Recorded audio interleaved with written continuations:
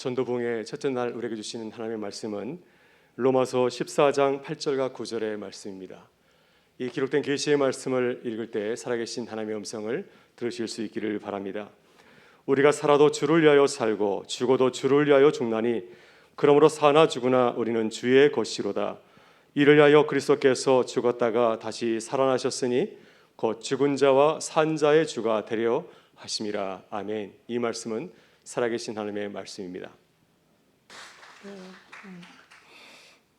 저는 지금 현재 처음에 말기암이라는 병을 통해서 예수님을 아까 목사님께서 설명해 주신 것처럼 2013년도에 예수님을 만났습니다. 만나고 이후에 정말 큰 은혜로 암이 완전히 사라지는 경험도 했는데요. 지금 다시 재발을 해서 6년 차 접어든 재발암 환자입니다. 현재 상태는 암이 좀 많이 있어요. 그래서 양쪽 고관절뼈, 골반뼈, 그다음에 요추뼈, 척추뼈, 갈비뼈, 가슴뼈, 경추뼈, 그리고 양쪽 폐, 그리고 기도 림프절까지 암을 가지고 있고요. 최근에 치료가 조금 잘 안 되어 가고 있는 상황에 있어서 지금 왼쪽 골반뼈하고 고관절뼈에는 금이 가기 시작했습니다. 그래서 제가 지금 요새는 더 주님이 언제 부르실지 모르니까 끝까지 더 열심히 다니려고 하고 있습니다. 네, 전도부흥이라고 해서 제가 지금 굉장히 더 마음이 더 설레이는 게 있어요. 제가 이 순간까지 걸어서 여기 올라올 수 있는 이유를 최근 들어서 지체들하고 얘기할 때가 있었는데 그냥 장난같이 한 얘기인데 나 전도에서 살아있는 것 같아. 그냥 이렇게 얘기를 장난같이 했지만 정말 진담이기 때문에 얘기를 했거든요. 여기 계신 모든 분들이 저는 암 환자라서 특별하게 보일 수 있지만 우리는 또 한편으로 생각하면은 하나님한테는 다 특별한 자녀들이기 때문에 실은 각자의 위치에서 해야 되는 목적과 일은 같아야 한다고 생각을 합니다. 오늘 이제 제가 예수님을 만난 과정과 지금 살아가는 과정을 통해서 여러분에게 부족한 자의 삶을 통해서라도 주님의 일하심을 좀 증거하고 싶고 여러분도 오늘 주님의 메시지를 듣는 시간이 되기를 기도하면서 올라왔습니다. 일단 저는 피아니스트고요. 지금 현재 48살입니다. 현재는 피아니스트로 살지 않고 있습니다. 예수님 만나자마자 그냥 바로 맨 먼저 저한테 가장 중요한 거를 내려놓는 거를 실천을 한번 해보았습니다. 지금은 우쿨렐레라고 하는 조그만 기타가 있어요. 하와이안 기타가 있는데 그 기타를 들고 아이들하고 수업을 하고 있습니다. 학교에서 수업을 7년째 하고 있는 상황에 있습니다. 지금 제가 저의 지금 상황을 간단하게 말씀을 드리자면 굉장히 행복합니다. 그리고 문제는 너무 많지만 문제가 제 것이 아니어서 감사합니다. 아까 집사님의 기도에서 마지막이 너무 울렸어요. 감사합니다. 감사합니다. 감사합니다. 제가 주로 전도하는 사람들의 상태는 다 암 환자들이 더 많아요. 암 환자분들께 복음을 전해서 들은 분들도 계시지만 잘 안 들어 계시는 분들한테 팁을 하나씩 드리고 올 때 꼭 이 말씀을 드려요. 너무 지금 미저러블하고 내가 가장 모든 고난을 갖고 있는 것 같지만 오늘 감사한 거를 찾아보세요. 그리고 감사하다는 고백을 드려보세요. 매일 10개씩 찾아보세요. 달라질 거예요. 이런 말씀을 드리거든요. 입술에 권세가 있기 때문에 입술에 내뱉는 순간 그것이 나에게 분명히 변화를 가져옵니다. 제가 처음에 말기암이라고 받았던 그때는 39살이었어요. 39살의 나이에 말기암이라고 들을 거란 생각을 1도 하고 산 적이 없습니다. 저는 그 당시에 우울증을 좀 앓고 있었어요. 우울증을 앓고 있었던 이유가 뭐냐면 뜻대로 되어가던 세상이 어느 순간부터 내 뜻대로 안 되어가는 거를 경험하다가 처음으로 살면서 지쳐가고 있었던 순간이었거든요. 그 지침이 고스란히 몸에서 병이 되었던 것 같아요. 말기암이라는 말을 들었을 때 되게 제 자신이 희한하더라고요. 마음이 변화가. 왜 그랬냐면 말기암 선포 듣기 전에 저는 항상 꿈이 많고 열정적이고 남들보다 더 시간을 쪼개서 쓰는 사람 중에 하나였는데 우울감이 시작되면서 원하던 게 뭐였냐면 죽고 싶다라는 생각을 하기 시작했었거든요. 그렇게 죽고 싶다는 생각을 한 1, 2년 하고 있다가 제가 말기암 소리 들었는데 그러면 죽고 싶다는 게 이루어질 수 있으니까 기뻐해야 되는데 사람 마음이 그렇지 않더라고요. 내가 죽고 싶어서 선택을 할 수 있다고 생각했던 그 마음과 내가 선택할 그런 상황이 아니게 된 거랑은 완전히 달라지더라고요. 지금도 제가 만난 사람들 다 죽음 앞에 계시고 실은 저랑 만났던 수백 명의 분들이 이미 소천하셨습니다. 저는 누구보다도 죽음의 자리에 많이 있어 봐서 아는데 제가 오늘 주제는 우리의 정체성을 알자 이랬는데 알라로 갔더라고요. 알자인데 제가 가장 놀랬던 사건이 이 세상에서 암에 걸렸던 사건이 가장 놀라운 사건이었는데요. 예수님 만나고 완전히 바뀌었어요. 내 인생에서 가장 놀라운 사건은 예수님을 만나버린 거였거든요. 저는 완전한 무신론자였어요. 완전한 무신론자였고 더 나아가서 기독교인들을 굉장히 미워하는 무신론자였습니다. 기독교인이 미운 이유를 굉장히 타당하게 잘 댈 수 있어요. 지금 저는 그렇게 미워했던 기독교인에 대한 욕을 열심히 하다가 이제 옮겨와서 욕을 같이 이제 먹고 있는 상황이 됐는데요. 그들의 주장이 왜 그렇게 하는지 전 너무 잘 알아요. 왜냐하면 철저하게 자기중심적인 사고방식으로 살 수밖에 없는 게 세상인데요. 남들한테 착한 일도 해야 되고 도덕적으로 살아야 되고 하는 거를 예수 없이도 충분히 자기 힘으로 할 수 있다고 믿을 수 있거든요. 조금 남보다 손해보는 삶을 선택할 수도 있고 그런데 제가 바라봤던 기독교인들은 자신의 손해를 절대 선택하지 않았어요.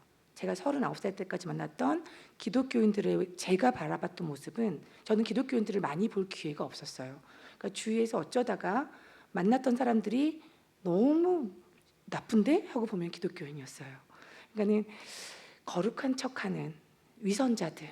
제가 나중에 결론을 한 수년간 바라보면서 제 인생에서 우연히 마주친 기독교인들을 바라보면서 내린 결론이 결론적으로는 위선자들, 거짓말쟁이들, 하나님은 없어. 이렇게 결론을 내었는데 지금 생각해 보면은 진짜 말도 안 되는 거였어요. 하나님을 알아본 적도 없고 예수님 알아본 적도 없는데 그분을 논하는 사람들의 입술을 통해서 그 입술로 고백하는 사람들의 그 인격을 통해서 그게 있을 리가 없어라고 결정을 지었더라고요. 다른 건 논리 따지고 굉장히 기승전결이 맞아야지 확실하게 믿고 그랬던 과거로 살았는데 예수님, 하나님 이런 쪽으로는 그냥 내 취향이 싫으니까 없어였어요. 그리고 그거를 뭐라고 하는 사람이 없었어요.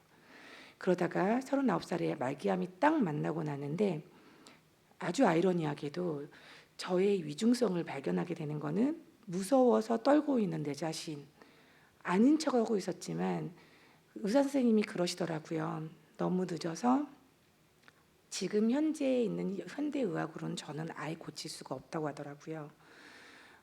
정말 크다는 병원에서 그런 말을 들으니까 굉장히 황당했어요.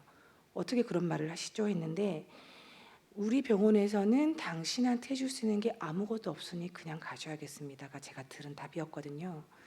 그 다음에 제가 치료를 받기 위해서 어떤 노력을 했냐면 소위 말하는 백을 썼어요. 그 가장 훌륭하다는 선생님을 하고 친분이 있으신 분이 정말 중간에 연결을 해주셔서 받을 수 없는 치료를 받게 되는 과정이 있었습니다. 세상에 노력해서 안 되는 거 없고 더 이제 힘든 상황에서 백이 없으면 백이 있으면 안 되는 거 없다. 그때까지만 해도 아마 그런 게 저의 사고방식이었을 거예요. 제 사고방식은 점점 깨지기 시작했습니다. 그 투병하는 과정에서 항암이라는 그 치료도 딱 2개의 약만 저한테 시험해 볼 수 있었어요. 그 당시에. 그 2개의 약을 선생님이 고민을 하시다가 언제 죽을 수 있는 상황이기 때문에 한꺼번에 그냥 집어넣겠다고 하셨어요. 원래는 차례차례 봐가면서 넣어야 되는 약이었거든요. 근데 가장 독하고 싫은 이 약은 나 같은 병을 걸린 사람 중에 사람들이 받는 약 중에서 가장 독한 두 약이다. 이거를 그냥 자기는 이 치료를 그렇게 해본 적은 없지만 두 개를 한꺼번에 넣어보겠다. 이렇게 시작한 게 저의 치료였습니다. 항암을 시작하고 땡 하고 5분도 안 돼서 저는 숨이 멎어가는 경험을 하게 됐어요. 너무 독한 약이 들어와서 주사 쇼크를 겪었거든요. 항암하는 동안에 혈관이 타버리는 경험도 했어요. 약이 너무 독해서. 그리고 머리가 빠지는 거가 1시간 안에 그 모든 머리가 다 빠지는 경험도 했어요. 동시에 제 얼굴 색깔이 변해가고 제 손발톱이 빠지고 이런 경험들을 통해서 항암이라는 그 치료는 굉장히 끔찍한 거였거든요. 몇 차도 못 견디겠더라고요. 처음에 시작할 때는 항상 그래도 제가 저의 원래 모습이 있으니까 처음에는 당황했지만 정신 차려 하고 시작했던 치료였는데 정신을 잃게 되더라고요. 그래서 저 자신을 잃어가면서 저의 새로운 모습을 자꾸 발견하게 되더라고요. 생각해 보니까 39년 동안 그렇게 힘든 고난은 처음이었던 거예요, 제가. 그래서 처음에는 살고 싶어서 그래도 어떻게 보면은 살고자 치료를 받았는데요. 백까지 써가면서 그렇게 열심히 이제 치료받을 수 있는 방법을 알아내서 들어갔는데 얼마 안 가서 제가 욕실에서 이런 얘기를 하고 있어요. 하나님 혹시 계세요? 그럼 나 좀 지금 죽여주세요. 이렇게 얘기하고 있는 제 자신을 발견하게 됐어요. 저라는 사람이 캐릭터가 객관적으로 봤을 땐 되게 뭐라고 그래야 되지? 좀 약간 강한 이미지였거든요. 여린 모습은 저만 알고 있는 게 있었는데 그 여림이 계속 폭발하더라고요. 저도 알 수 없는 그 범위까지 폭발하더라고요. 그리고 제가 잠깐 추스리고 나오는데 저한테 전화가 한 통 걸려왔어요. 그 전화를 건 사람은 제가 그 전에 한 10년 전에 저한테 이상하게 전도를 해서 제가 정말 굉장히 고민을 인연을 이어가야 되나 말아야 되나 고민했던 사람이었어요. 1살 많은 언니였는데 그 언니가 저한테 그렇게 얘기하더라고요. 정은아, 너무 힘들지? 내가 기도해 줄게. 그러더라고요. 근데 제가 원래 기독교인들이 기도해 줄게 그럼 그런 거 하지 마요. 이렇게 바로 얘기한 사람이거든요. 그런데 그 순간 언니 그러면 나 이런 증상 없게 좀 기도를 해줘. 이렇게 제가 제 증상을 막 나열하고 있더라고요. 제가 없을 거야 했던 하나님을 한번 몰래 찾고 나왔더니 이 전화가 저한테는 약간 메시지 같은 느낌이 있었던 것 같아요. 그때 심정은 약간 지푸라기 잡는 느낌이었던 것 같아요. 언니가 기도를 해준다고 했는데 그 순간에 제가 한마디 더 붙였어요. 기도를 해주는 건 좋은데 내가 암에 걸렸다는 사실은 아무한테도 얘기하면 안 돼. 이렇게 얘기를 하고 전화를 끊었는데 언니가 다음 날 주일에 전화가 와서 자기 교회 사람들이 다 제 기도하고 있다고 기도소리를 들려주더라고요. 제가 그때 또 한 번 화가 났어요. 이 언니가 저한테 전도를 어떻게 했었냐면 처음에 10년 전에 전화 예수 안 믿으면 지옥 가 그랬거든요. 그래서 제가 더 나름대로 똑똑한 척하면서 언니한테 되게 그 가르치듯이 얘기한 게 있어요. 언니 진짜 그렇게 촌스럽게 전도했다가 몰매 맞아. 진짜 촌스럽더니 집었더니 사람이 이러면서 좋은 말 많은데 그게 뭐야? 좀 하려면 전도하려면 세련되게 그리고 나한테는 안 먹히니까 하지 마. 이게 이 언니와 대화가 끝이거든요. 그런데 10년 뒤에 이 언니한테 제가 기도해달라고 하고 있는 거예요. 저는 그것조차도 이 언니가 중보기도를 부탁했다고 사람들을 들려주자마자 너무 비참해지기 시작했어요. 제 자신이 굉장히 싫어지더라고요. 그렇게 무섭더냐, 그렇게 힘들더냐, 스스로한테 왜 조용히 있다가 멋있게 죽어야지 왜 남한테 아쉬운 소리를 했어. 이게 이제 저의 후회가 막 밀려오더라고요. 그러면서 이 교회에서 왜 내 기도를 해 기분 나쁘게 이렇게 생각을 하고 죽는다고 약해지지 말자고 저는 마음을 다시 다잡고 그래 정은아 1년 뒤에 죽는다고 했어 선생님이 제가 그때 중간에 이제 그 항암이 실패를 했어요. 그렇게 힘들게 해놓고 실패를 해서 죽는다는 소리를 들었어요. 1년 있다가 이제 죽게 된다는 소리를 들은 다음이라서 1년 뒤에 죽을 거야. 그러면 멋있게 가. 너답게 가.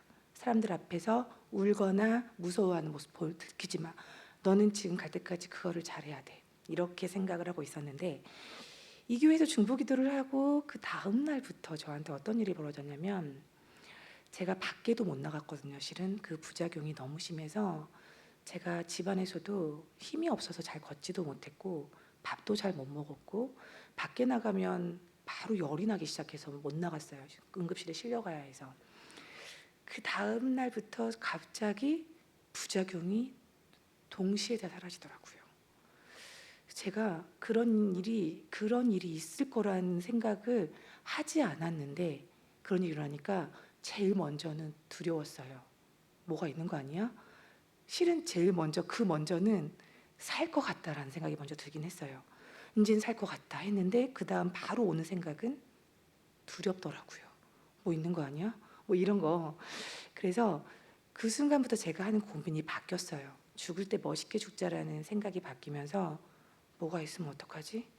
그러면서 이 언니가 예수 안 믿으면 지옥 가라는 그 생각이 그 목소리가 머리를 계속 장악하는 거예요. 지옥이 있을 리가 있나? 없어 그런 거. 이렇게 했다가 있으면 어떡하지? 이게 제가 그다음부터 계속 달라지는 저의 모습인 거예요. 하루 종일 그 생각만 하고 있더라고요.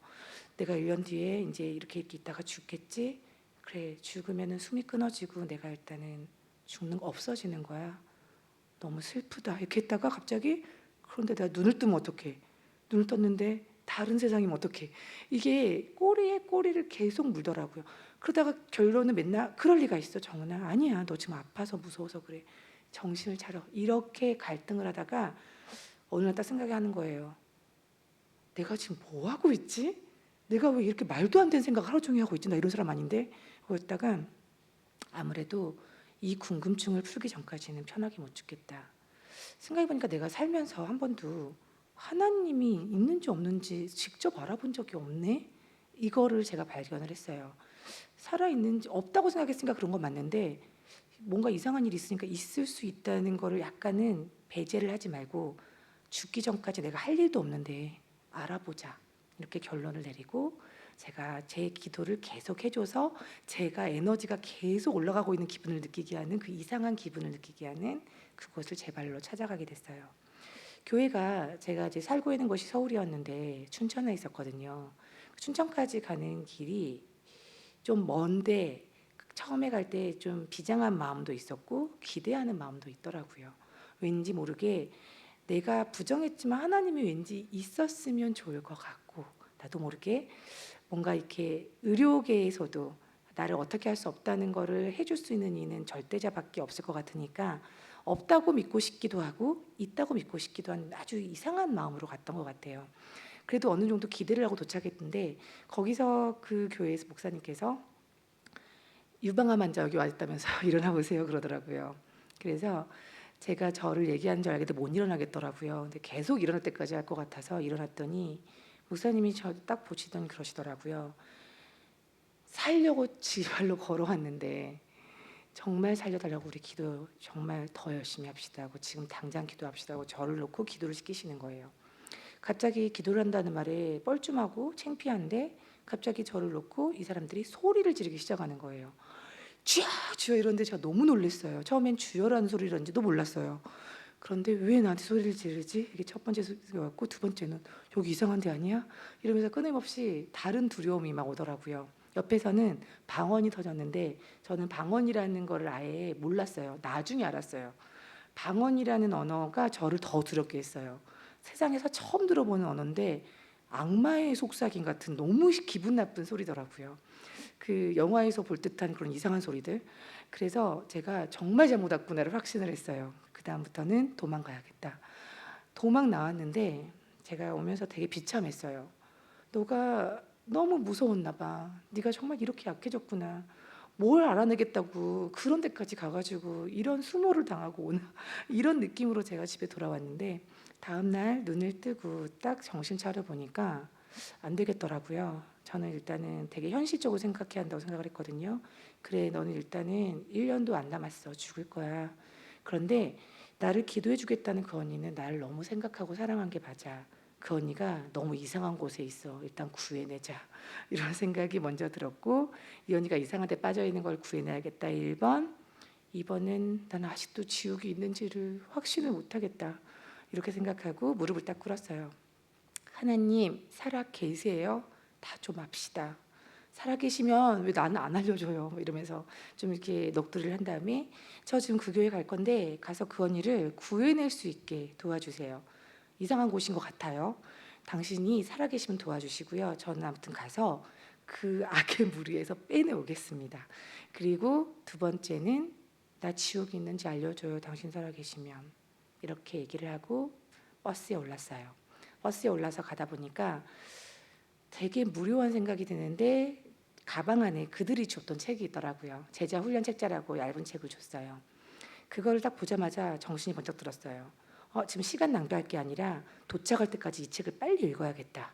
왜 적을 알아야지 싸울 수 있다.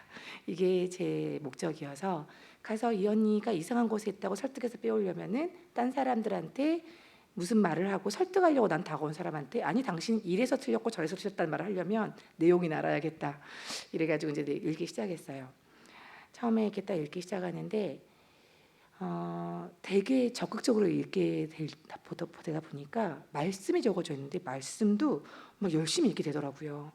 제가 발견한 말씀은 로마서 1장 28절하고 로마서 5장 12절 말씀에서 딱 멈춰졌어요.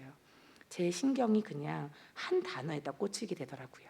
거기에는 내용이 모든 사람이 하나님을 마음에 두기 싫어한 죄를 져서 죄 때문에 사망에 이르게 되었다라는 내용이 있었어요. 그런데 저의 시선을 온통 빼앗는 거는 딱 한 단어였어요. 모든 사람. 모든 사람이 하나님을 마음에 두기 싫어하는 죄를 똑같이 졌는데 이 때문에 이 죄 때문에 세상에 사망이 들어왔다는 이런 내용으로 보여지는 이 글을 보면서 왜 이게 시선이 갔냐면 기독교인들에 대해 이 써둔 책을 제가 본다고 보고 있었는데 제 얘기가 여기 있다는 걸 발견한 거예요. 모든이라는 단어는 제가 도망갈 수가 없는 단어더라고요. 어떻게 감히 이렇게 모든이라는 말을 썼지? 어떻게 이렇게 나를 포함시키는 말로 여기다 썼지? 그런데 거기에는 죽는 이유가 또 너무 놀랍더라고요. 죽는 이유가 하나님을 마음에 두기 싫어한 죄 때문에 사람들이 다 죽게 생겼다는 얘기인 거예요. 갑자기 순간 나랑 관련이 기독교와 있을 리가 없는데 왜 내 얘기가 있지? 이 생각으로 꽂혀서 다시 내가 뭔가 성경에서 발견할 수 있는 게 있을 수도 있겠다라는 정말 이게 어떤 본능적인 그런 마음이 들어서 맨 앞으로 돌아가서 다시 읽었어요. 천천히 다시 읽어보자. 읽었는데 거기에서 제가 발견한 또 말씀은 사도행전 17장 30절 31절 말씀이었어요. 하나님께서 모든 사람에게 친히 믿을 만한 증거를 주셨다라는 내용이 있었어요. 거기에서 또 모든 사람이 있더라고요. 한 사람도 빠짐없이가 들어가 있는 그 모든 사람이라는 단어에서 모든 사람이 알 수 있게 증거 주신 내용이 그 뒤에 있는 그 증거를 찾아봤더니 거기에는 예수를 죽은 자 가운데서 다시 살리신 것으로 모든 사람에게 증거를 줬다 이미 이렇게 나와 있더라고요. 그리고 그 예수라는 인물은 하나님께서 심판할 날을 작정하셨는데 심판장의 위치에 있는 분이시더라고요. 제가 거기서 왜 증거가 이거지 하고 놀랐어요. 그 전날 교회 가서 기도를 막 받기 전에 사람들이 잠깐 얘기하는 거에서는 뭐가 있었냐면 저는 하나님이 살아있다는 게 분명히 뭔가가 밝혀내면 지옥이 있거나 없거나를 알게 되겠구나 생각해서 하나님을 결국은 찾으러 갔던 교회에서 어떤 말을 했냐면 예수님이 부활하셨어요 자매님 이런 얘기를 하시더라고요. 그래서 제가 그게 또 화가 났어요. 나는 하나님을 찾고지로 왔다고 예수 얘기를 하냐고 제 마음은 그랬는데 예수 얘기를 지금 나한테 한다는 거는 하나님까지 갈 때는 무슨 단계가 필요한 거고 난 오늘 결코 하나님 모르겠네 이렇게 들리는 말이었거든요. 그래서 헐 이렇게 실망하고 돌아왔었는데 하나님께서 예수님이 부활하신 거를 증거로 줬다는 내용이 사도행전에 있는 거예요. 제가 그래서 놀랬어요.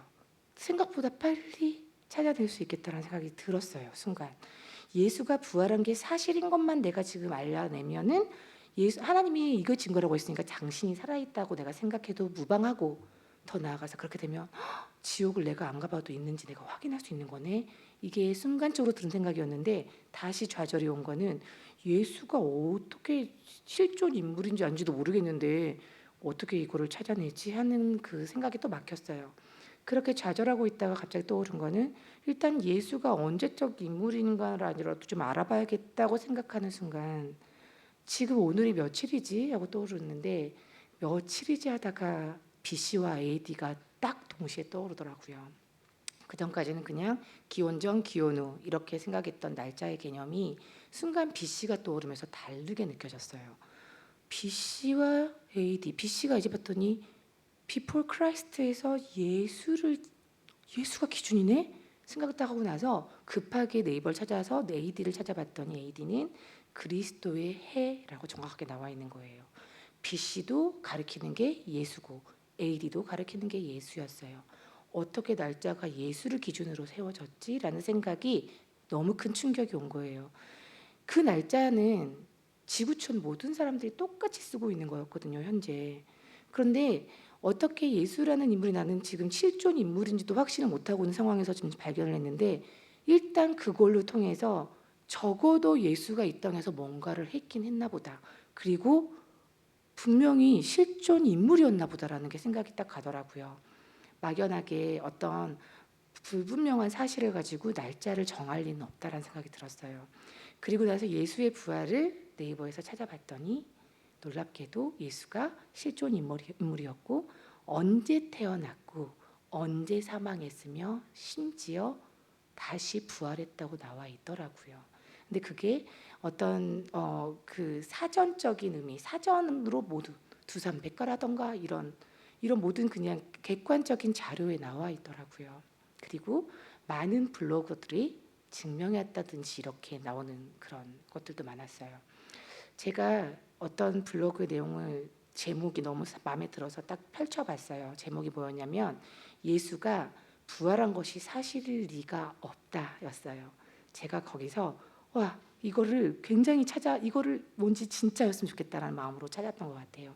들어가서 봤는데 결과적으로는 결론을 막 앞에 막 보고 막 대충 보고 봤더니 결론은 되게 길게 썼던 내용에서 아직까지는 한 사람도 예수가 부활한 것이 사실이 아니라는 걸 밝혀낸 자가 없다.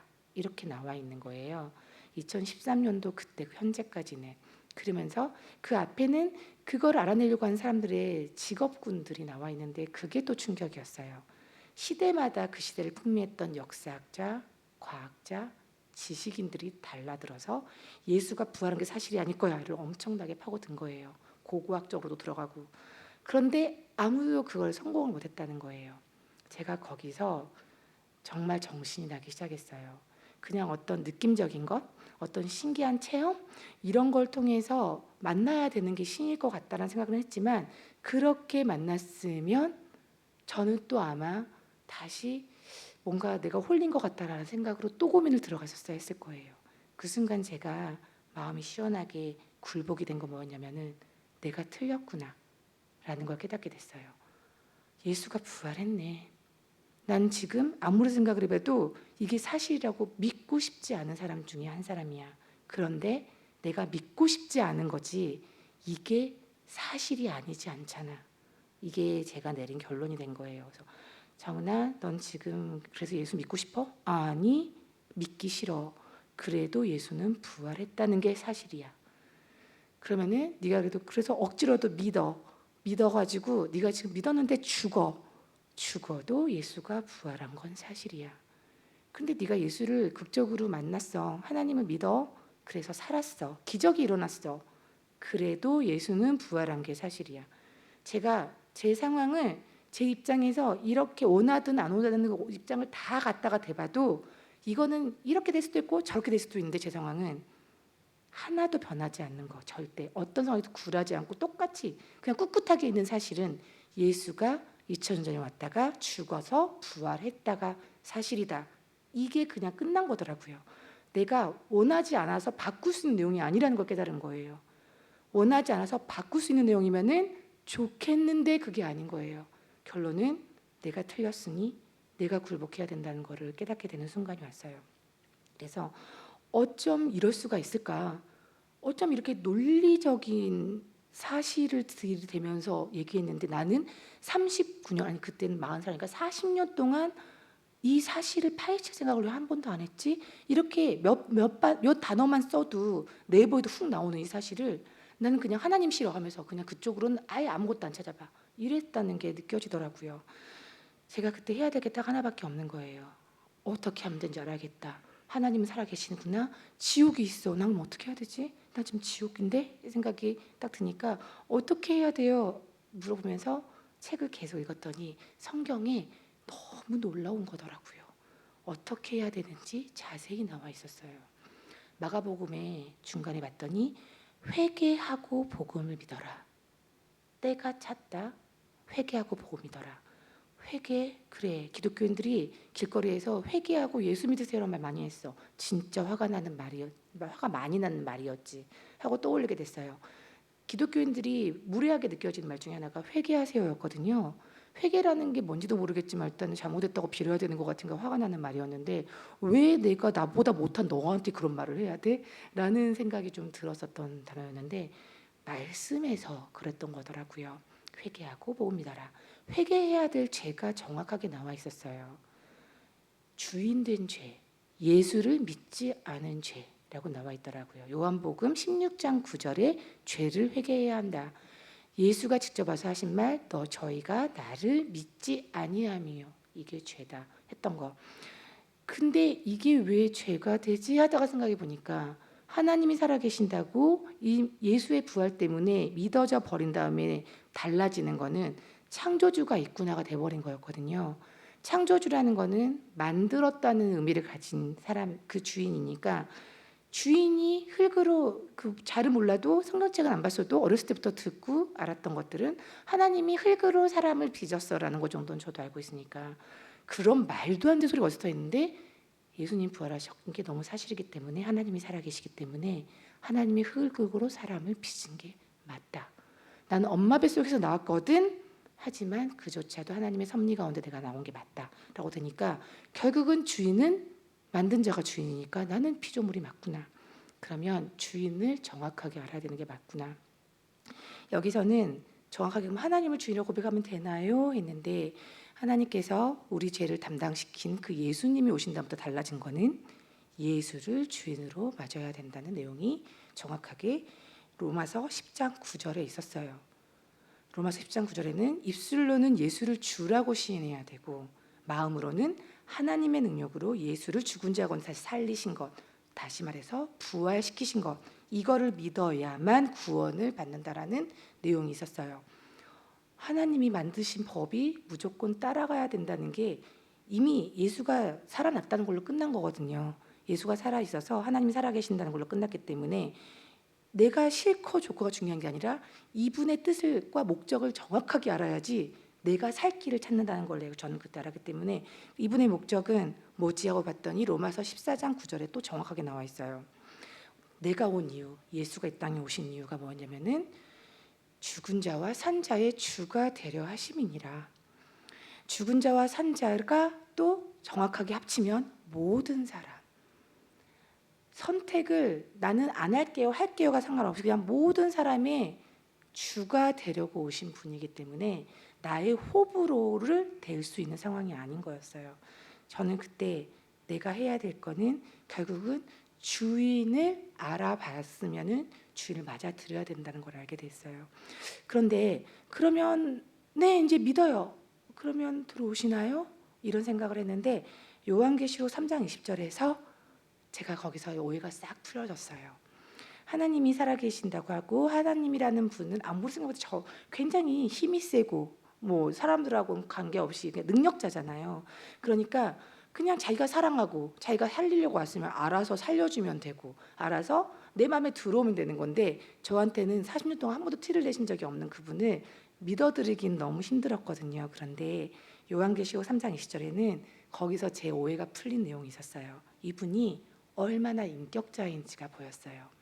이분이 왜 십자가에서 죽으시고 우리한테 부활하시어까지 보여주시면서 역사에 박아놓으셨는지를 알게 하는 그 구절은 내가 문 밖에 서서 두드리노니 너희가 마음의 문을 열어주면 내가 들어가서 너희랑 함께 살 거야. 하나님이라는 거는 절대적으로 능력자고 되게 그냥 마음대로 할 수 있는 그런 자라고 생각을 해서 저도 모르게 뭐 나 좀 살려주면 안 돼요? 이렇게 부르짖고 싶은 사람이 그런 분이었는데 이분은 네가 원하지 않으면 난 너한테 억지로 아무것도 안 시키는 분이셨어요. 그냥 인격적으로 네가 정말 믿어지면 나 좀 받아줘 하시는 분이셔서 우리가 믿어지게 하시려고 이 땅에 오셔서 그런 엄청난 사건을 역사로 기록하게끔 하셨더라고요. 그래서 그렇게 안 보면 안 믿고 증거 안 되면 안 믿는 악한 중심인 저한테도 믿어지지 정은아 이제 받아들여줘 하시는 하나님을 그 순간 맞닥뜨리게 됐어요. 제가 그때 와, 나 진짜 몰랐어요, 하나님. 정말 아무도 이런 내용을 저한테 얘기를 해주진 않았어요. 그냥 교회 다녀, 그냥 예수 믿으면 복 받아, 이런 게 기독교인의 외침이었고, 그래서 복 받아서 당신은 그 모양으로 살아요, 이렇게 전 삐딱하게 나갈 수밖에 없는 그런 상황들이 계속 반복됐는데 너무나도 주님 감사합니다. 하나님, 저는 정말 몰라서 안 믿어지지 알았어요. 제가 주인이 맞았어요. 오늘 아침, 아니 지금 조금 전까지만 해도 제가 주인이었기 때문에 내가 나한테 가장 유익한 걸 찾기 위해서 이렇게 저렇게 이렇게 해서 계획을 다 세우고 왔는데 이제는 이 비밀을 알아서 제가 주인 된 게 가장 큰 문제였던 걸 알았어요. 내가 주인이 돼서 제가 그리고 그 힘들어서 우울해요, 죽고 싶다 했던 그 모든 순간들이 내가 주인이었기 때문에 내 뜻대로 안 돼서 내가 스트레스를 받고 내가 이 세상에 불만이 쌓여가고 하는 가정들이 떠오르고 나한테 못되게 했던 사람들조차도 그 순간 저 사람 내가 죽기 전에 어떻게 복수해버려 막 이랬던 사람들에 대한 것들도 전부 다 지가 주인이어서 그랬구나, 이게 딱 깨달아지더라고요. 지가 주인이면은 못할 게 하나도 없는 게 맞잖아요. 제가 그 순간 저도 주인 돼서 스스로 착하다고 착각하고 계속 살 뻔했는데 제가 주인인 걸 알려주셔서 감사해요. 이제 자 주인 안 할게요. 몸과 마음과 머리까지 다 제가 주인이었는데 이제 원래 주인한테 돌려드리겠습니다. 예수님 들어와 주세요. 죄송해요. 제가 마음대로 썼어요. 이제 안 그럴게요. 고백을 마치는데요. 정말 간단하게 고백했는데 순간 진짜 온몸에서 모든 짐이 다 떠나가듯이 너무 평안해지더라고요. 나는 암에 걸려서 죽을 텐데 어떡하지? 이 생각이 중요하지가 않아졌어요. 나한테 가장 중요한 게 뭔지 알아졌어요. 그 순간 예수님이 내 주인이 됐기 때문에 하나님이 내 아버지라는 것도 알게 되고 내가 몰랐던 나의 정체성을 그때 발견하게 된 거예요. 그리고 사람은 자기 인생에서 가장 중요한 일에 몰두하고 사는 게 당연하다고 생각하고 저도 살아가면서 나한테 가장 중요한 거를 내가 만들어가고 창조해가고 이뤄가고 살았던 건데 예수님이 살아계시다는 게 정확하게 믿어지고 주인자를 내어드렸더니 중요한 게 딱 달라지더라고요. 제가 그 순간에 중요했던 거는 암이 어떻게 하면 사라질까, 이걸 어떻게 하면 없앨까만 가장 중요했었는데 그게 중요한 게 아니게 됐어요. 왜? 예수님한테 다 드렸기 때문에 제가 깨달은 건 뭐냐면은 몸이 예수님 건데 암이 내 거일 리가 없다였어요. 보이기에는 내 몸이고 내 안에 암이 있지만 그거는 그냥 내가 그동안 몰라서 살았던 착각했던 상황인 거고 이제 그 순간 주인을 바꿨으니 예수님이 내 안에 들어오셨고 예수님이 이 모든 걸 이제 관할하실 거기 때문에 내가 들은 이 몸은 예수님 거고 예수님 거에 내 몸이 들어가 있다면 내 몸 안에 암이 있으니까 암도 예수님 거. 여기서 갑자기 몸이 엄청 가벼워지더라고요. 헐, 환자인 척하고 살다가 모르고 갈 뻔했네, 이런 생각이 들더라고요. 내 몸에 암이 없구나. 예수님한테 드렸으니까 나는 암 환자가 아니구나. 착각하면 안 되는구나. 이게 제가 내린 결론이어서 감사해요. 정말 이거는 정말 드리고 싶어요. 이렇게 나오더라고요. 저도 정말 이것만큼은 가장 먼저 드리고 싶어요. 가져가 주셔서 감사합니다.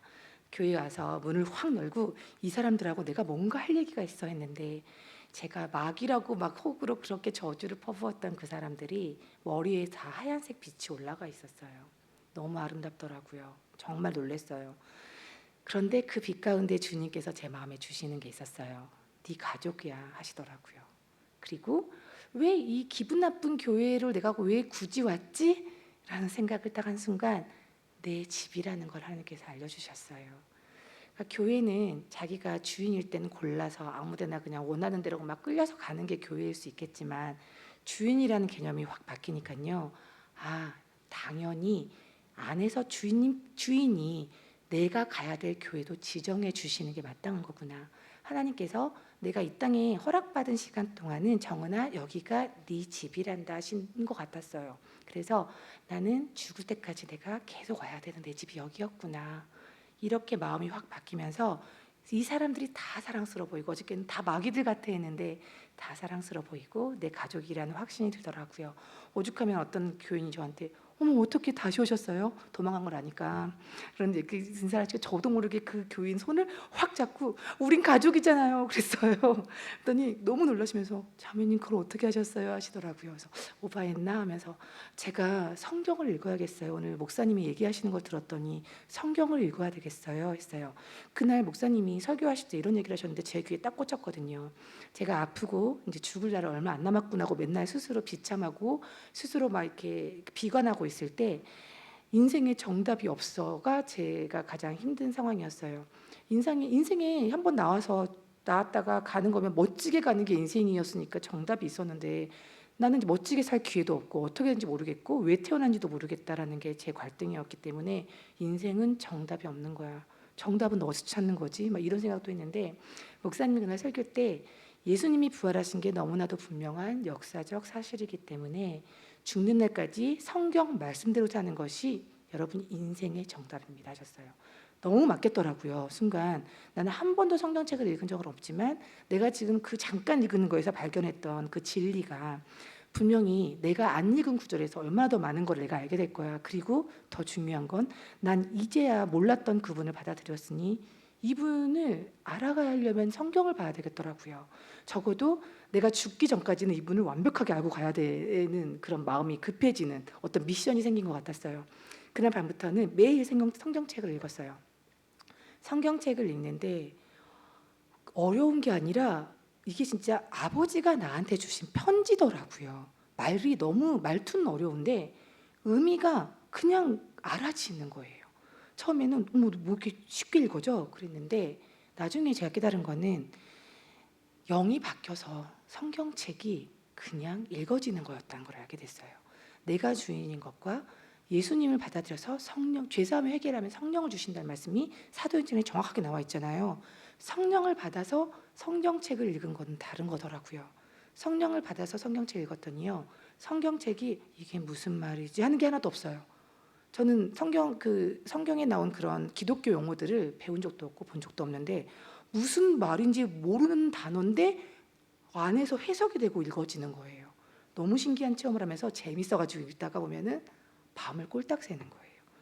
근데 저는 항암 중이었기 때문에 밤을 새면 안 되거든요. 좀 자야 되는데 너무 놀래가지고 자야 되는데 하다가 거울을 보면 제 얼굴이 막 빛나고 있는 거예요. 그래서 내가 주인이 바뀌었지. 지금 내가 주인이 아닌데 내가 아니니까 당연히 이건 예수님이 들어와 계시니까 당연한 거지. 잠을 자지 않아도 나는 괜찮지. 먹지 않아도 나는 괜찮지. 말씀에는 사람이 떡으로만 사는 것이 아니요 말씀으로 한다 나왔으니까 나는 말씀을 계속 읽고 있고 나는 양식을 지금 섭취하고 있어. 이렇게 성경에 나온 말씀으로 제 사고방식을 바꿔가기 시작했어요. 그래서 밤을 새고 성경책을 읽고 매일 교회를 가기 시작했어요. 그냥 가고 싶더라고요. 성경책을 읽으면서 제가 만났던 예수님은 제가 유일하게 믿고 의지할 수 있는 분이셨어요. 이분은 나를 너무 사랑하셔서 그 용기를 내신 거거든요. 그 용기를 낼 수 있는 사람들이 제 주위에 지금 나를 그렇게 아낀다는 사람을 다 통틀어봐도 사람들은 다 자기가 문제가 없을 때나 신경을 써주는 거지 자기 문제가 생기면 일단 자기 문제만 먼저 빠져들지 남을 신경 쓸 그런 여력이 없잖아요. 그런데 이분은 그냥 나만을 위해서 모든 걸 하시는 거고 심지어는 나만을 위해서 피를 흘리고 죽으신 분이고 나한테 나 살아났으니까 나를 믿어야 돼 하면서 나를 안아주신 분이고 이러신 분이잖아요. 책에서 만난 예수님을 보고 살아계신다고 생각하니까 그분을 실생활에서 불러봤는데 이분이 함께 하시는 거 계속 티를 내시는 거예요. 그래서 저는 그 순간 너무 기뻐지기 시작했어요. 암 환자로 살면서 가장 괴로웠던 거는 아픈 것도 무서웠고 아팠는데요. 고통은 더 큰 고통이 뭐였냐면 결과적으로 점점 외로운 처지가 되어가는 게 더 큰 고통이었거든요. 사람들이 아무리 옆에서 위로를 해줘도 외롭더라고요. 온전히 혼자만의 고통이고 이 죽음까지 갈 때 이 혼자만의 느낌을 내가 고수해야 된다는 게 이게 좀 두려움이 왔는데요. 너무 놀랍게도 이분을 만나자마자 그게 해결을 봐도 되는 거예요. 내 안에 누가 계시는지 내가 아니까. 난 이제 보니까 한 번도 혼자인 적이 없잖아. 이게 제가 발견한 가장 큰 선물이었어요. 아파도 괜찮고 안 아파도 괜찮고 어떤 일이 있어도 괜찮다는, 안전하다는 그 확신을 계속 주셨어요. 그래서 저도 소리내서 계속 그분을 불렀어요. 이유는 어쨌건 안 보이니까 제가 실수를 할까 봐 많이 불렀던 것 같아요. 그리고 단둘이 있는 시간에는 아무도 없으니까 창피하지 않으니까 그분한테 이렇게 불러보고, 심지어는 나는 오늘은 이것 때문에 속상했는데 주님 이거는 제가 주인된 마음이에요? 뭐 이런 것도 물어보기도 하고 여러 가지 이분과 대화를 하는데 놀랍게도 마음에서 제가 충분히 납득할 만한 방법으로 답을 계속 주시더라고요.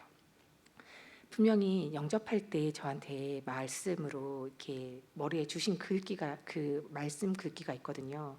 전광판처럼 글씨가 나타나서 되게 놀랐는데 그게 이사야 43장 1절 말씀이었어요. 두려워 말라 너는 내 것이라, 이것이었거든요. 제가 그때 그걸 보면서 이분이 나를 택해서 나를 구속하고 나를 지명했다는 이분이 이제 내가 고백했기 때문에 이분은 말씀대로 하시는 분이니까 내가 주인 안 할게요. 당신이 주인에 들어오셨으니까 난 이분하고 24시간 계속 같이 있는구나. 이게 어떤 순간에도 두렵지 않게 해주시더라고요. 그래서 저는 그때부터 죽는 게 이제 의미가 딱 바뀌어 버렸어요. 죽는다는 건 내가 이 세상에서 없어져 버리는 거, 내가 허무해지는 거, 내가 인생이 뭔지도 모르고 살았던 이게 싹 끝난 게 뭐였냐면은 고린도전서 15장을 이제 읽으면서 이제 암송까지 하게 됐는데 암송하면서 너무 기뻐지더라고요.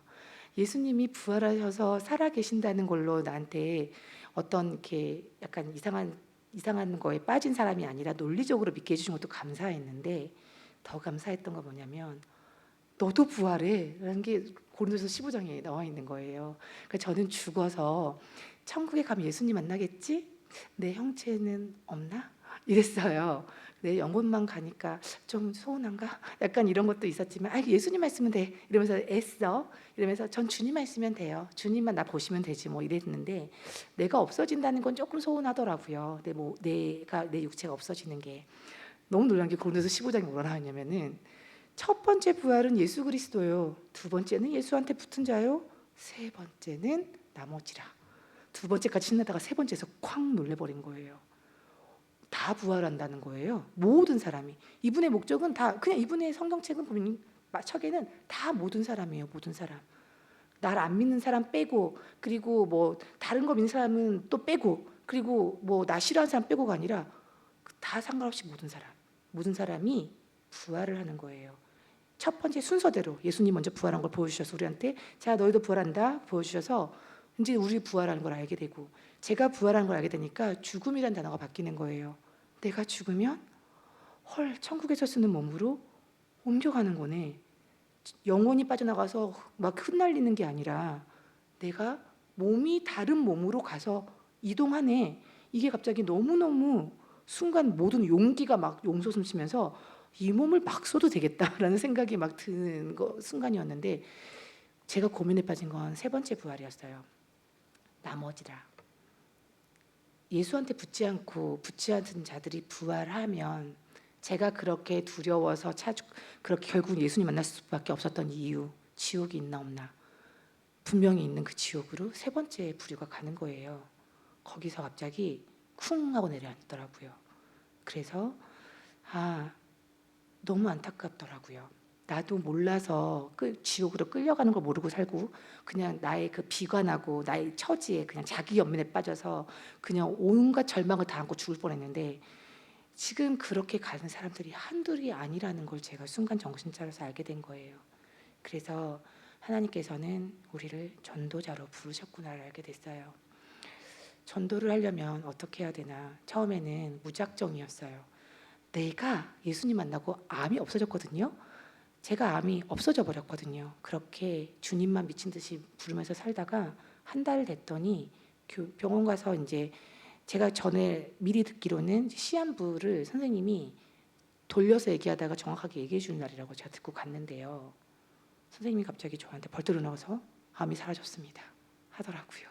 그 선생님이 자기 입으로 뼈에 가고 폐에 있는 건 절대 사람이 못 고쳐요. 약이 들어가지 않아요. 기대하지 마세요. 치료받으러 갈 때마다 기대 안 하는데 왜 자꾸 그러세요? 이렇게 막 싸울 정도로 막 이렇게 했던 분이 저한테 자기 입으로 뼈에 전이 되고 폐에 전이 되는 놈이 다 사라져 버렸습니다.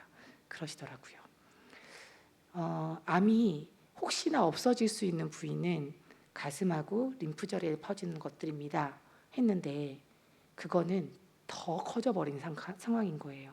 약이 듣지도 않았다는 건데 중요한 건 뼈 못 고친다는 건 싹 사라진 거죠. 제가 거기서 하나님께서 분명히 그걸 손대신 걸 알았어요. 그때 깨달은 건 뭐냐면 왜 그랬지? 그리고 나는 죽는다는 게 내가 다시 이제 새로 시작된다는 걸 알아서 나는 여기서까지 지금 내가 망했어 어떡하지 했던 것들이 다 생각이 끊어졌거든요. 망하긴 뭘 망해. 진짜는 시작도 안 했는데 내가 내 몸으로 가서 거기서 천년 만년 영혼을 살 곳이 있는데 여기서는 망한 것도 아니구나를 알게 돼서 제가 진짜 모든 땅끝까지 갔던 제 자존감이 확 일어났었단 말이에요. 그런데 여기서 그래서 저는 죽음을 되게 기쁘게 준비하고 있었는데 살아버렸다고 하니까 기쁜 게 아니라 되게 혼란스러운 거예요. 나는 죽어야지 시작한 거란데 나의 시작은 좀 늦어졌나요? 이렇게 됐는데 하나님께서 결국은 나라는 사람도 여기서 쓰셔야 돼서 남겨놓으셨다면은 알겠습니다 하고 처음에 그냥 전도를 암 환자한테 그냥 믿으라고 해야 되겠지?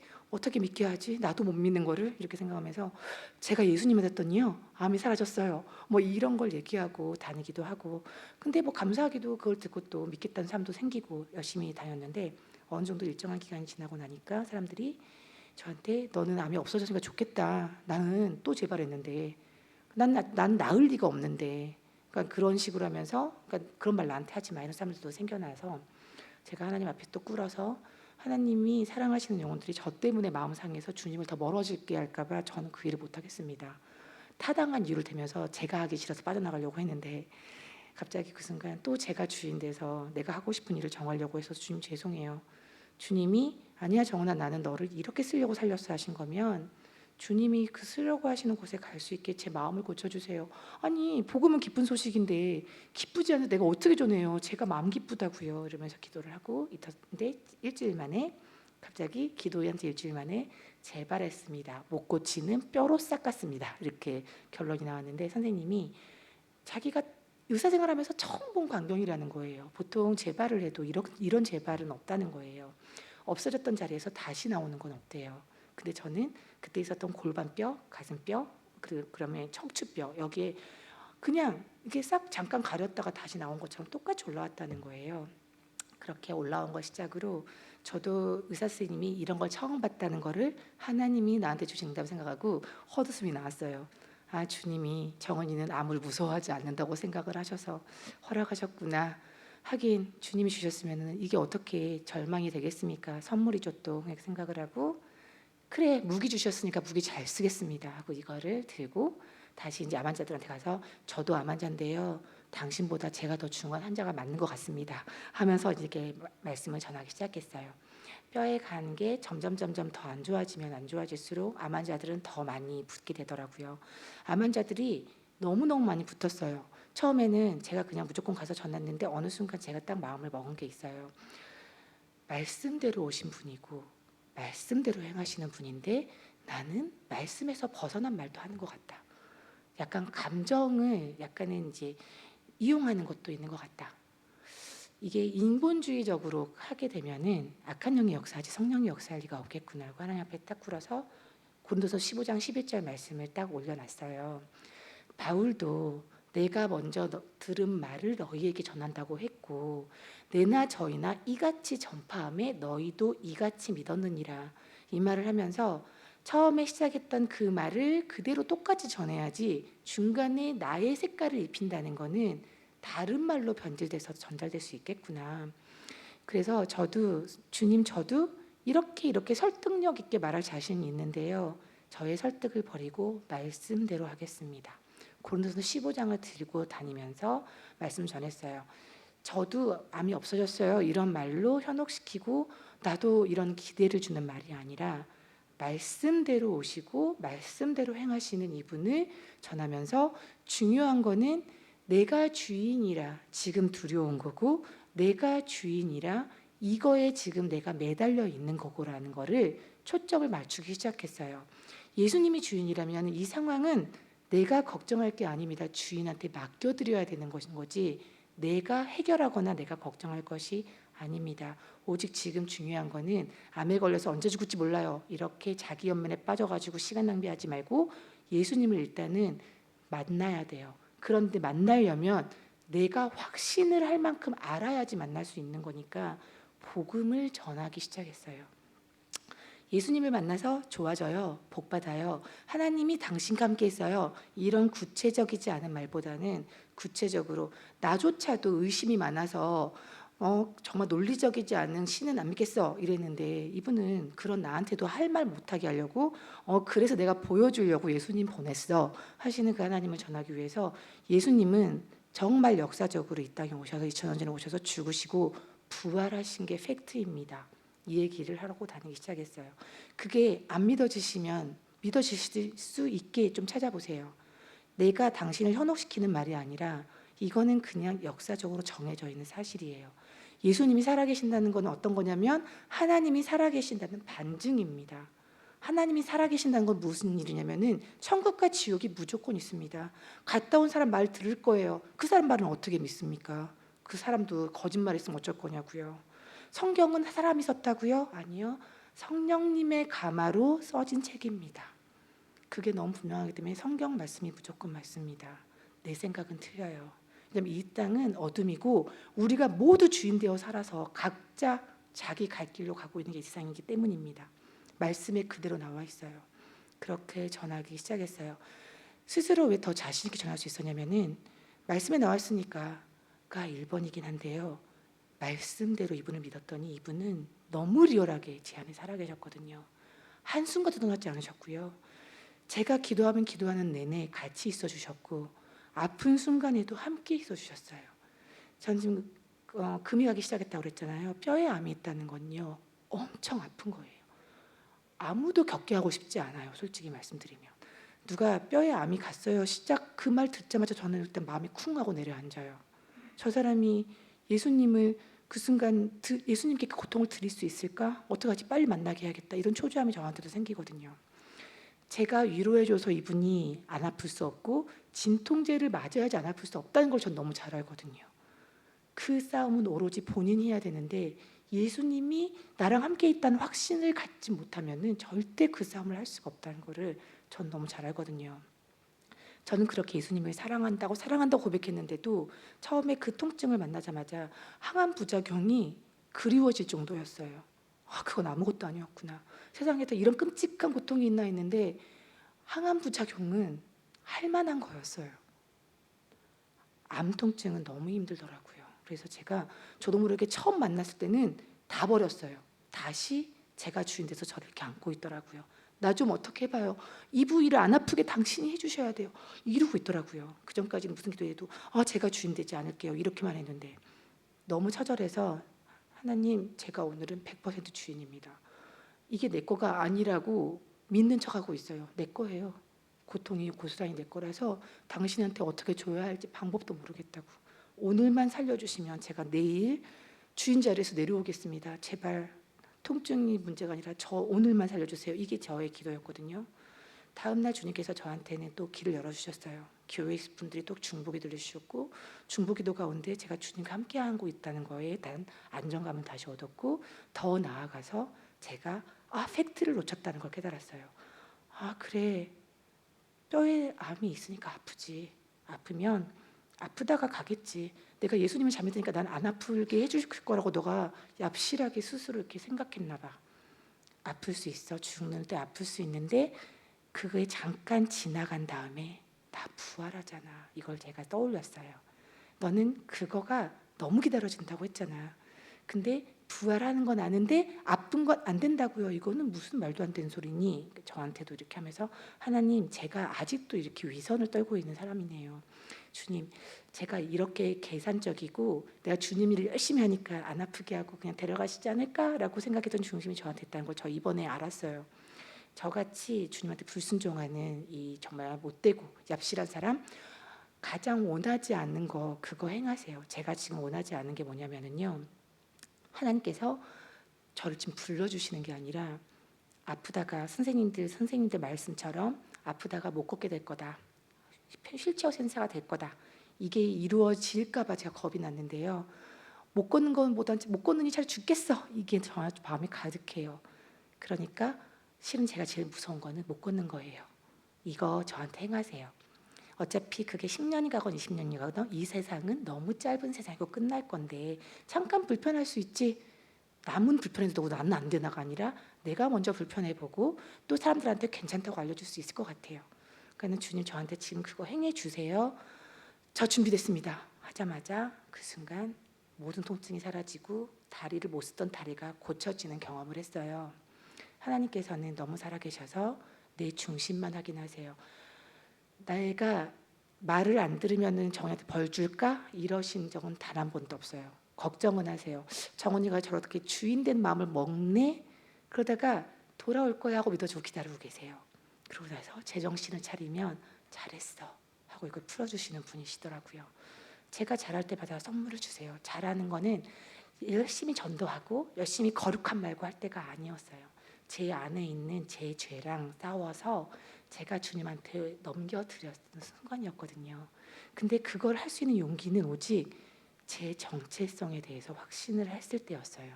나는 내 안에 예수님 살아계시고 하나님이 내 아버지고, 그리고 나는 갈 곳이 정해져 있고, 그리고 내 미래는 너무 밝고, 이것 때문에 제가 고통이 있는 상황 안에서도 무서워하지 않으면서 버틸 수 있는 힘이 딱 이거였기 때문에 오늘의 주제를 걸로 정했습니다. 오늘 아침에는 에레미야 말씀을 받고 왔는데요. 실은 에레미야 말씀을 받으면서 떠오른 게 있었어요. 성경 말씀의 첫 번째 구절과 성경 말씀의 마지막 구절을 오랜만에 그냥 동시에 찾게 되더라고요. 첫 번째 말씀, 태초에 하나님께서 천지를 창조하셨느니라. 다 지으셨다, 이 땅을. 맨 마지막 말은 내가 진실로 속히 오리라, 이렇게 끝나시거든요. 이분은 분명히 올라가실 때 부활하셔서 40일 동안 제자들하고 함께 하신 다음에 올라가실 때 그 많은 사람들 앞에서 올라가시면서 내가 올 건데 이 모습 그대로 다시 온다고 하셨어요. 그런데 우리는 가끔 가다가 이분이 다시 오시는 걸 기다리지 않고 살고 있더라고요.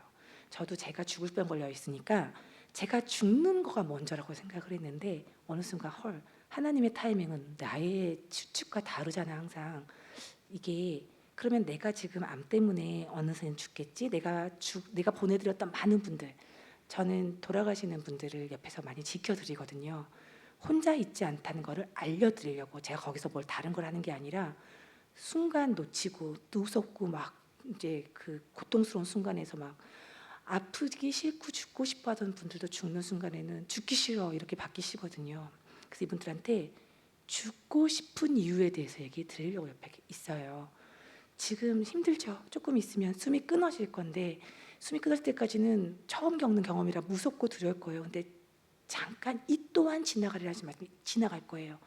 잠깐 괴로운 곳 금방 지나가고 난 다음에 천국에서 눈을 떠요. 우리는 이렇게 얘기를 해드리려고 옆에 드리는데, 제가 그런 죽음의 과정을 한 3번 정도 약간 죽음 앞에 서봤더니 죽음 앞에서 뭘 해야 될지 이제 알겠더라고요. 그래서 이제 문을 타는데 그 순간에도 나의 믿음이 드러나는 순간들이 딱 그런 순간들이거든요.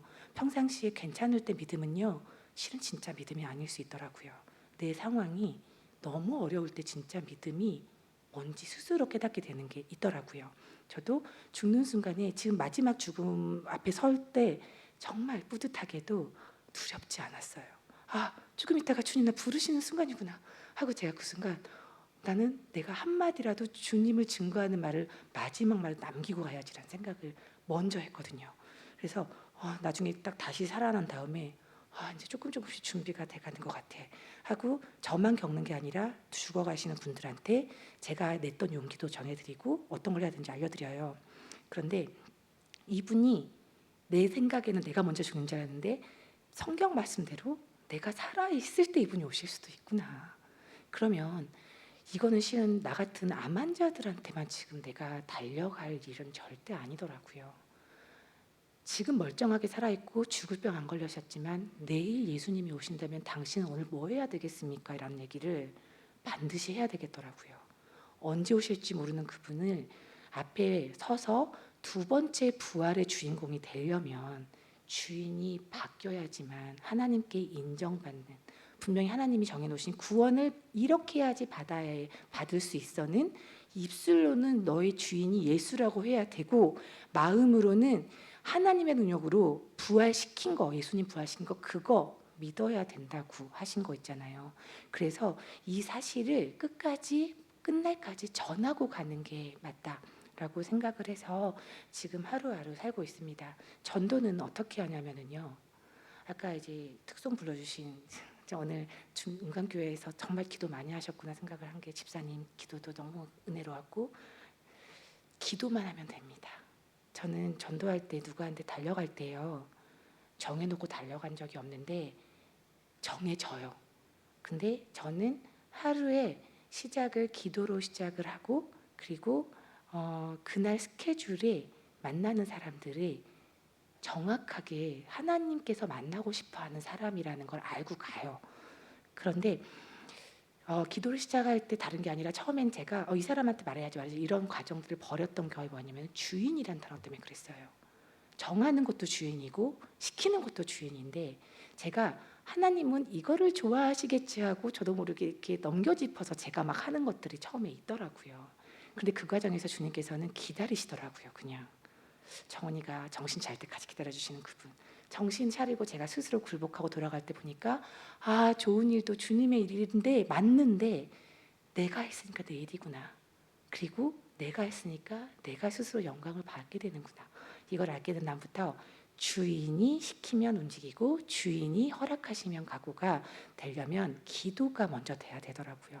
하나님 아버지께 내 주위의 사람들 이름 올려놓고 살려달라고 기도를 하는 건 당연한 거고 심지어는 하나님 제가 오늘 명단 올려드리지 않은 사람 중에 주님이 정은아 너는 계획이 없는데 내 계획에 이 사람을 내가 살려야 될 사람이 있는데 정은이 너가 살려줄래? 한 사람이 있으면 제가 만나자마자 눈치채게 해주세요. 그냥 그분한테 용기 내서 입술을 벌리게 해주세요. 저는 입술을 벌리게 해주세요. 그 다음에 성령님이 알아서 해주세요. 이렇게 기도를 하거든요. 정말 그런 기도 끝에 어떤 일도 겪었냐면 택시를 타고 가는데 택시기사 아저씨가 뜬금없이 손님 하나님이 살아계실까요? 이렇게 하신 분도 만났어요. 저는 그런 분한테 할 말이 기사님 저는 아무것도 모르는데 그거 하나 압니다. 이렇게 하고 말씀을 전해드려요. 그래서 그냥 막연하게 믿으시면은 원하는 다른 종교를 막 찾아가거나 원하는 교회로 막 옮겨 다녀요. 그런데 내가 확신해서 나의 전 인격적으로 굴복해서 이분을 딱 만나고 이분하고 딱 사는 거를 습관을 들이면은요 흔들림이 없게 됩니다. 그리고 고난의 순간 흔들리긴 하지만 넘어질 수는 있는데 정신 차리고 일어날 줄 알아요. 주님을 부를 줄 아니까. 그렇게 일어날 수 있거든요. 그래서 오늘 우리 정체성을 알자라고 정해놓은 거 뭐냐면은 무턱대고 사람들이 기승전결의 순서가 있듯이 하나님도 질서의 하나님이신데 먼저 일단 반석 대신 예수님을 밟고 그 다음에 서는 거를 좋아하시지 그냥 기독교이니까 말씀에서 거룩해야 되니까 하고 내가 주인 된 거를 일단 나중으로 미루고 먼저 행위 먼저 나가면 그거를 또 성경에서는 친절하게 바리새인이라고 표현을 하셨잖아요. 그러니까 우리가 주여 주여 하는 자보다 다 천국에 가지 않는다라는 말씀은 기독교인한테 하는 말이거든요. 주여 주여 하는 사람들은 기독교인이니까 기독교인이지만 천국을 확신하는 기독교인으로 살기 위해서는 주인에 대해서 정확하게 알고 그리고 정체성 하나님이 분명히 내 아버지야라는 정체성을 가지고 우리가 이 땅에서 안정 가운데 평안하게 어떤 상황이 있어도 요동은 하지 말고 저도 문제가 얼마나 많겠어요. 그래도 투병 중인데 여러 가지 문제가 있어요. 약도 계속 바뀌고 있고 지금 방사선 부작용도 있었고. 근데 그거는 중요하지 않아요. 정말 중요한 거는 내 미래가 정말 중요해요. 사람들은 자기 미래가 조금 잘 살려고 여기 사는데 이 세상에서 끝날 때까지의 그거를 계획을 하면은요 큰 오산이에요. 여기는 그냥 쓱 지나가는 그곳이고요. 진짜 시작도 안 한 저 세계는 안 끝나는 곳이기 때문에 저기서 잘 살기 위한 준비를 여기서 해야 되는데 거기서 잘 살기 위한 여기서의 준비는 중심을 다해서 주인을 주인답게 대해드리고 그리고 눈먼 소경 같은 자들, 예수님 모르는 자들에게 최선을 다해서 그분께 돌이키도록 우리가 돕는 삶 이렇게 하는 게 우리가 진짜 준비하는 삶, 미래를 밝게 하는 삶이라고 생각합니다. 네, 너무 이제 길게 해서 여기까지 하려고 해요. 네, 너무 부족한 자이지만 하나님께서는 우리 모두를 다 사랑하셔서 모든 사람을 살리실 이분은 우리 한 사람 한 사람에게 너무너무 기대가 크다는 거를 잘 알고 있지 않습니까? 네, 우리가 주님을 기쁘시게 해드리는 자, 정말 그분 때문에 그리고 정말 기쁜 자, 항상 감사하고 범사에 감사한 거를 그거가 나의 어떤 문제 때문에 주님의 그 은혜가 가려지지 않게 문제가 중요한 게 아니라 주님이 살아계시는 게 더 중요하고 내 미래가 더 중요해. 이거를 붙잡고 소망을 정말 부활에 대한 소망을 가지고 사시는 우리 윤관교회 성도분들과 또 저도 놓치지 않고 끝까지 가는 자가 되었으면 좋겠습니다. 네, 끝까지 간증 들어주셔서 너무 감사합니다. 기도로 마무리하겠습니다. 하나님 아버지 감사합니다. 오늘 주신 성령님께서 주신 말씀을 그대로 했기를 원합니다. 주님, 여기에 계시는 천하보다 귀한 한 영혼 분들에게 부족한 저희 입술을 통해서 성령님께서 원하시는 말씀이 다 들어가게 해주시고 이후에도 또 생각나서 하나님의 뜻을 더 알 수 있게 해주십시오. 하나님 아버지, 우리가 끝까지 주의 자녀로 예수님이 주인으로 하나님이 우리 아버지로 끝까지 외치면서 천국 소망을 놓치지 않는 자가 되게 하여 주시옵소서. 감사드리며 이 모든 말씀 우리 구주 예수 그리스도 이름으로 기도합니다. 아멘. 네, 감사합니다. 큰 박수로 하나님께 감사하게 나누겠습니다.